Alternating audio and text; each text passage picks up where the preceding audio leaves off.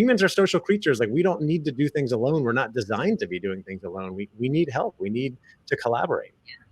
Well, and when you don't, you very quickly fall into that tunnel vision, and that the shame police are always hovering right outside, right? And that's and I'm so more keenly aware of that than I ever was. And I thank Dr. Brown for bringing her work and the idea and concept of what shame really does to us and how it manifests in different ways.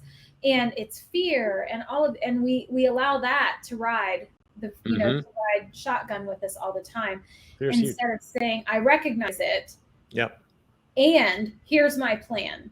And does it feel scary? Yes. But I have a plan, and fear is a natural protection, but it doesn't mean it's paralyzing. We can move through it, and getting comfortable with feeling uncomfortable is something that I coach people all the time to do. If it's easy, it's usually not worth it.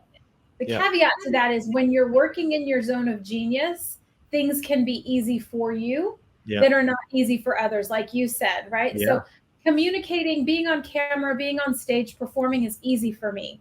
It's how I was raised. It's part of my DNA. I'm not intimidated by that. Whereas put me in a sports situation and peace out, right? Like when all the rest of the kids were playing baseball and soccer and all those things, I was in voice training. I was in theater camp. I have zero understanding of like athletic ability and what muscle group does this and that kind of stuff.